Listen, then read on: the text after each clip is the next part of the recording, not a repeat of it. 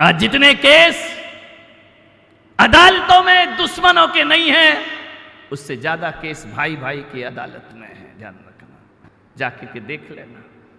भाई की जमीन जायदाद के झगड़े हैं, व्यापार बिजनेस के झगड़े हैं, घरों की लड़ाइयां ज्यादा अदालतों में है। मान्यवर विचार करें। अलग अलग रहोगे तो नमक भी महंगा पड़ेगा, और साथ साथ रहोगे तो शक्कर भी सस्ती पड़ेगी। ध्यान रखना, ये साथ साथ रहने का फल है मेरे भाई। कैसी जिंदगी? एक भाई गरीब है, निर्धन है, दूसरा भाई लाखों कमा रहा है, लाखों रुपए कमा के मंदिरों में दान करता है, सोशल वर्क करता है, मंदिरों के शिखर पर ध्वजा चढ़ा रहा है, बड़ी बड़ी मूर्ति रख रहा है, और सगा भाई 10,000 की नौकरी करते फिर रहा है।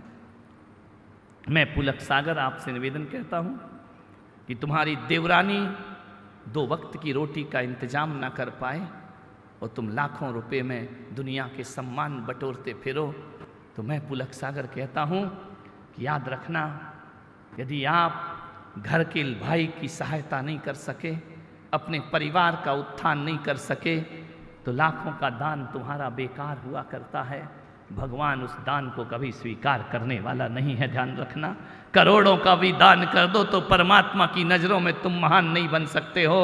अरे मैं तो कहता हूं कि मंदिर का दान दूसरे नंबर पर होना चाहिए, और भाई का सहयोग नंबर 1 पर होना चाहिए। आदमी का अपने भाई को मजबूत बनाओ, अपने भाई को इतना समर्थवान बनाओ। आपका फर्ज बनता है कि आप अपने भाई को बोले कि भाई क्या 10,000 की नौकरी करते घूम रहा है, चल फैक्ट्री अपनी है, अपन पार्टनर बन करके व्यवसाय करते हैं, अपन साथ रहा करते हैं। गैरों को पार्टनर बना लेते हो, भाई को नहीं बनाते हो। ध्यान रखना। मान्यवर, क्या स्थिति है तुम्हारे घरों की, क्या माहौल है तुम्हारे घरों का?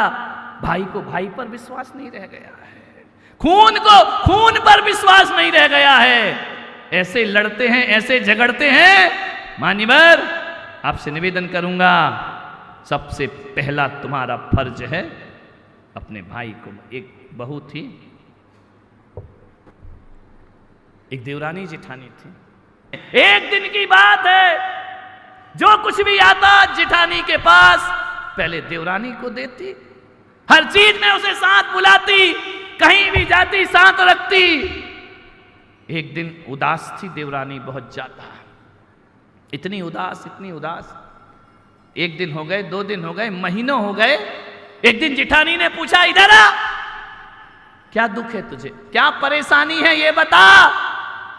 बोले कुछ नहीं भाभी, तुम्हारे होते क्या परेशानी है। नहीं, तेरे चेहरे का रंग फीका दिखता है, उड़ा हुआ दिखता है, बता तुझे परेशानी क्या है, तुझे तकलीफ क्या है। तू मुझे नहीं बताएगी तो किसे बताएगी। उसने कहा, भाभी कुछ दिन से बहुत परेशान हूं, टेंशन में हूं, डिप्रेशन में हूं, तनाव में हूं। बोले हुआ क्या? बोले देवर जी है ना आपके, वो शेयर मार्केट में सब कुछ गंवा बैठे हैं, अब उनके पास कुछ नहीं बचा है, सब बर्बाद हो गया पैसा, मेरे गहने भी चले गए, सब कुछ चला गया मेरा, अब कुछ नहीं बचा मेरे पास। तूने मुझे क्यों नहीं बताया? तुमसे कब तक लूं भाभी सहारा? कितना समय, हम समय तुम ही तो मेरा पूरा करती हो, अब तो तुमसे मांगने में हमें शर्म आने लगी है। जेठानी ने कहा, पागल मत बन, घाटा लगा है ना, चिंता मत कर। गई पति के पास और कहा कि छोटे को घाटा लगा है, शेयर मार्केट में सब बर्बाद हो गया उसका। भाई ने कहा, तो मैं क्या करूं? मैं क्या करूं? हेल्प करूं। काहे की हेल्प करूं? वो नहीं कमा सकता जिंदगी में कभी, वो कुछ नहीं कर सकता है। जब भी हेल्प करो बर्बाद करके रख देता है। कितना पैसा दिया, कितना सहयोग दिया, जब देखो तब वह बर्बाद करके बैठ जाता है। जेठानी ने कहा, इस बार देना पड़ेगा। बोले देना पड़ेगा, क्यों? बोले बहुत डिप्रेशन में है, बहुत तनाव में है, तुम्हारा भाई है। बोले कितनी हेल्प करूं मैं? जेठानी ने कहा एक बात बताओ, यदि मेरा बेटा धंधे में पैसा बर्बाद करता तो आप कितनी बार हेल्प करते हैं? बोले जब जब करता बाप हूं, मुझे तो सहायता करना ही पड़ती है। तो बोले जब तुम बाप हो, बेटा एक बार, दो बार, तीन बार भी घाटा दे तो बाप सहता है उसको, उसकी हेल्प करता है। तो मैं कह रही हूं कि एक बड़ा भाई भी पिता से कम नहीं होता है, वह छोटा भी तुम्हारा पुत्र के समान है। बोले नहीं, ऐसा नहीं हो सकता है, देख मेरे पास 20 लाख रुपए रखे हैं, लेकिन वो बच्चे का एडमिशन कराना है, कॉलेज में एडमिशन होगा, डोनेशन देना पड़ेगा। उस जेठानी ने कहा नहीं नहीं, ये 20 लाख पहले देवर जी के पास जाएंगे। उसने कहा तेरा दिमाग खराब, तू पागल हो गई है? बोले नहीं, बच्चे का क्या होगा? बोले बच्चा 1 साल बाद पढ़ाई कर लेगा, चलेगा, लेकिन देवर यदि दुनिया से चला गया तो कुछ चलने वाला नहीं है। लेकिन प्यार में बिगड़ना नहीं चाहिए, ध्यान रखना। वह सेठ बहुत प्यार करता था लड़की को, इतना प्यार, इतना प्यार, इतना प्यार, इतना प्यार कि लड़की के बिना सेठ का रहना मुश्किल था। लेकिन कब तक करेगा प्यार? पराया धन है, जाएगी तो ससुराल। 21 साल की हो गई बेटी, पिता को चिंता हुई इसकी शादी कर देना चाहिए। एक बाप को, बेटी के बाप को सबसे बड़ी चिंता ये होती है कि समय से उसके बेटी के हाथ पीले हो जाना चाहिए। लड़का देखा, शादी हुई,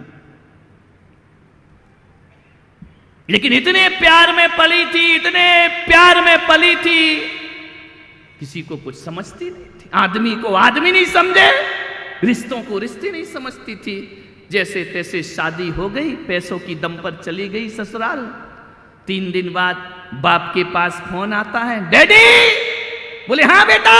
बोले इसी वक्त आओ। अरे इसी वक्त? 3 दिन तो हुए नहीं है, इसी वक्त आओ, मैं इस घर में एक पल भी नहीं रह सकती हूं। अरे बाप ने कहा यार 3 दिन में महाभारत शुरू हो गई वहां।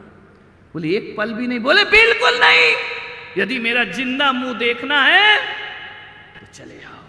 ध्यान रखना, आजकल सबसे बड़ा समस्या ये मोबाइल हो गया है। मैं फिरोजाबाद गया, उत्तर प्रदेश में एक फिरोजाबाद है, वहां पर एक बुढ़िया रहती थी, 70 साल की बुढ़िया होगी, 80 साल की। वो मेरे कमरे में आकर बैठ गई, रोज चुपचाप बैठती थी। मैंने कहा कि अम्मा तू रोज चुपचाप बैठती, तू है कौन? बोली इसी धर्मशाला में रहती हूं, अकेली। बोले हाँ। मैंने कहा तुम्हारा कौन है? बोले कोई नहीं, मैं और मेरा भगवान। मैंने कहा अकेला जीवन गुजारती? बोले बिल्कुल अकेला। सफेद साड़ी पहनती थी, प्रतिमाधारी थी। मैंने कहा अम्मा कोई तो होगा? बोले मेरा कोई भी नहीं है। तो मैंने कहा तेरा गुजारा कैसे चलता है? बोले मेरे पति थे, उनकी पेंशन मिलती है। मैंने कहा कितनी मिलती है? बोले 300 रुपये मिलती है। आज के युग में 300 रुपया। पति का देहांत हो गया, मैं अकेली धर्मशाला में रहती हूँ। मैंने कहा 300 रुपये में तुम्हारा गुजारा कैसे चलता होगा? 300 रुपये में तो गैस का सिलेंडर नहीं भरता है, तुम्हारा घर कैसे चलता होगा? मालूम है उस बुढ़िया ने बड़ी प्यारी बात बोली कि महाराज चलाना चाहो तो 300 रुपये में भी घर चलता है, और नहीं चलाना तो 3 लाख रुपए भी कम पड़ा करते हैं। यदि जिंदगी को सही तरीके से जियो तो 300 रुपये भी बहुत, मेरे तो बच जाते हैं। मैंने कहा अम्मा ऐसे कैसे हो सकता है? बोली क्या है, खाने को 2 टीकड़े, लेने को प्रभु नाम। ध्यान रखना, मुझे करना क्या है? ना मेरी औलाद है, ना कोई है, मैं अकेली रहती हूं।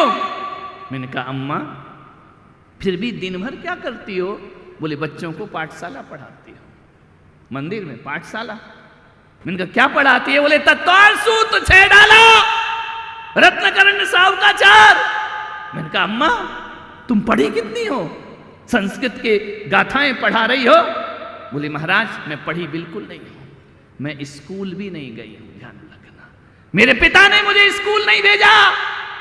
मैंने जो कुछ भी पढ़ा है अपने घर में पढ़ा है, अपने पिता से पढ़ा है। और एक बात और आपको आश्चर्य होगा, उस अम्मा ने कहा कि महाराज मैं पढ़ना जानती हूं लेकिन लिखना नहीं जानती हूं। मैंने कहा ऐसी कोई पढ़ाई होती है जिसमें पढ़ना तो जानो लिखना नहीं जानो? सबसे पहले तो लिखना ही सिखाया जाता है। बोले नहीं, मेरे पिताजी ने मुझे पढ़ना सिखाया, लिखना नहीं। मैंने कहा वजह क्या थी? देखो हमारे बुजुर्गों के आदर्श। उन्होंने कहा बेटी तू कभी लिखना मत सीखना, क्योंकि जब तेरी शादी हो जाएगी ना, वो ससुराल जाएगी और वहाँ यदि ऊंच नीच मिला, दुख मिले, और तू लिखना सीख गई तो बाप को रोज चिट्ठी लिखेगी, ध्यान रखना। और मैं चाहता हूं कि चिट्ठी मत लिख, हर दुर्भाग्य से लड़ने का साहस प्रदान कर। मैं तुझे वह साहस देता हूं कि जैसी भी ससुराल हो उसे तुझे ही निपटना है, ध्यान रखना, अपने व्यवहार से, अपने नेचर से। और आजकल तो यहां सास ससुर में लड़ाई होती नहीं कि लड़ाई कंप्लीट नहीं हो पाती है और फोन चालू हो जाता है, देखो मैं यहां नहीं रह सकती, मैं यहां बिल्कुल नहीं रहूंगी। जमाना बदल गया। उस सेठ को उस बेटी ने फोन लगाया, इसी वक्त आओ। सेठ ने कहा चलो, अब बाप का दिल है, क्या करे, जाना पड़ता है। गया, जैसे ही उतरा ऑटो रिक्शा से, घर के लोगों ने कुछ पूछा ही नहीं। ध्यान, समधी जी आए हैं, तुम्हारे यहां क्या बोलते हैं? बेवई या बेवफा? बेवई जी आए हैं, समधी जी आए हैं। अरे पूछा जाता ना, आइए बैठिए, चाय पियो, पानी पियो, आदर होता, सत्कार होता है। उस घर में किसी ने नहीं पूछा उससे।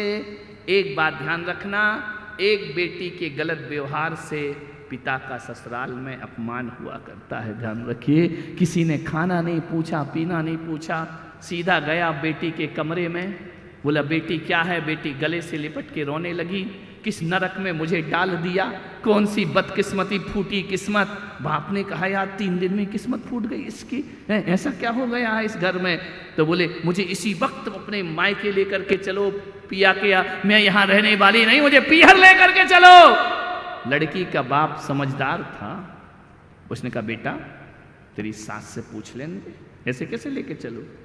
बोली भाड़ में गई वो सास, उसी दुष्टा के कारण तो नरक बना है घर। अरे 3 दिन में दुष्टा हो गए। बोले कुछ नहीं पूछना उससे, चलो उठाओ अटैची। लड़की के पिता ने कहा नहीं बेटा थोड़ा रुक। एक बात याद रखना, लड़की का पिता बनना किसी संत की तपस्या से कम नहीं हुआ करता है, ध्यान रखना। बहुत कठोर साधना होती, बहुत कुछ उसे सहना पड़ता है, सुनना पड़ता है। गया और जाकर के बोला बहन जी मैं अपनी बेटी को ले जाऊं? अरे सासू ने कहा कल का ले जाने वाला, इसी वक्त लेके जा। तो बोले कब भेजना है? बोले जिंदगी में कभी नहीं दोबारा। अरे उसने कहा भाई ऐसा क्या हो गया? सासू कह रही कि आज के बाद भेजना नहीं। उसने कहा मामला गड़बड़ है। बेटी से कहा चल। बेटी बैठ गई, कार में पहुंची। जैसे ही पहुंची तो रास्ते में पिता ने कहा बेटी एक बात बता, तेरी ससुराल कैसी है? बोले नरक। देख के नहीं आए कैसा नरक जैसा वातावरण है? अच्छा बेटे। बोले ससुराल तेरी नरक है और तेरा ससुर बोले राक्षस। ससुराल नरक और ससुर, तुम लोग सीख मत जाना ये डायलॉग, नहीं तो बड़े ध्यान से सुन रही हो, ध्यान रखना। पूछा बेटा एक बात बता, तेरी सास कैसी है? बोले डायन। ससुर राक्षस, सास डायन। और बोले तेरी ननन? बोले चुगलखोर, चुगली करने वाली, दिन भर यहां की वहां चुगली करती रहती है। बोले तेरा देवर कैसा है? आवारा, बदमाश। तो बोले तेरा जेठ कैसा है? अरे बिल्कुल धूर्त, नंबर 1 का मूर्ख। तो बोले बेटा एक बात और बता दे, तेरे पड़ोसी कैसे हैं? बोले LLB समझते हो? लुच्चे, लफंगे, बदमाश। जान बाप ने कहा यार सभी खराब है, सास भी खराब, ससुर भी खराब, देवर भी खराब। बोले एक बात बता बेटा, तेरा पति कैसा है? बोले साक्षात यमराज। अरे बोले अब गड़बड़ी इसमें ही। अब ससुराल गड़बड़ नहीं है, गड़बड़ कौन है अब? ये लड़की, सारे लोग खिलाफ कैसे हो जाएंगे? उसने कोई बात, बोले पिताजी आज के बाद वापस नहीं जाऊंगी ससुराल। नहीं बेटी कोई दिक्कत नहीं, बहुत पैसा है मेरे पास, आराम से जिंदगी गुजारेंगे, चल मेरे साथ। ले गए, लड़की के पिता ने रखा। अब 1 दिन हुआ, 2 दिन हुआ, 15 दिन हुए, 20 दिन हुए, महीना भर हुए। तकलीफ लड़की के बाप को नहीं, किसको होने लगती है? पड़ोसियों को। उनने शुरू कर दी कहानी, क्यों लेने नहीं आ रहे क्या? तेरे की लड़की बैठी उसके घर में, जिया जल रहा तुम्हारा। अब मंदिर जाती सुषमा जैसी मिल गई कि क्यों जीजा जी नहीं आ रहे क्या? अरे उसने कहा धत तेरे की, मैं चावल चढ़ाना कम भूल गई, जीजा नहीं आ रहा, फूफा जी नहीं आ रहे। अरे उसने कहा तो लेने की आफत पड़ गई यहाँ तो। शादी के बाद पीहर में लड़कियों की यही इज्जत होती है, ध्यान रखना। भाई को कार दिखाने लाया है, उसने कहा तुझे मालूम है इन अंकल को कार किसने दी? बोले मुझे नहीं मालूम। बोले इनके भाई ने कार दी है। वो देख छोटे, मैं तुझे दिखाने इसलिए लाया हूं कि जिस दिन मैं कमाऊंगा ना तो मैं भी तुझे कार प्रदान करूंगा। जिस दिन मैं कमाने लायक हो जाऊंगा तेरे लिए ऐसी कार जरूर लेकर आऊंगा। उस दिन उस आदमी को लगा कि मैं कुछ और सोच रहा था और बच्चा कुछ और सोच रहा था। बच्चा कोई रौब नहीं जमा रहा था, वो कह रहा था कि भाई हो तो ऐसा होना चाहिए। मान्यवर ऐसी कार दूंगा तुझे, तू चल नहीं पाता है ना, पूरी दुनिया घुमाऊंगा मैं तुझे इस कार पे, खूबसूरत दुनिया तुझे देखने को मिलेगी। मान्यवर बात बहुत छोटी है, बात बहुत बड़ी है। यही कहूंगा, जब तक भाई भाई को क्षमा नहीं कर देता है, दुनिया का कोई भगवान तुम्हें क्षमा नहीं करने वाला है, ध्यान रखिए। मान्यवर अंतिम बात कह के समाप्त करता हूं कि दुनिया की दुश्मनी और भाई की दुश्मनी में बहुत अंतर होता है। पड़ोस की दुश्मनी आज करोगे कल मिट जाएगी, लेकिन भाई की दुश्मनी 7 जन्म तक हमारा पीछा किया करती है, ध्यान रखना। कमठ और पारसनाथ 7 जन्म तक भाई भाई की दुश्मनी रही, तो सबसे दुश्मनी करना, अपने भाई से दुश्मनी जिंदगी में नहीं करना। बस एक ही चीज याद रखना है, स्वार्थ त्याग के राजनीति पर आगे बढ़ो, जीवन की ऊंचाइयां अपने आप हमारे चरण चूमा करती है, ध्यान रखना।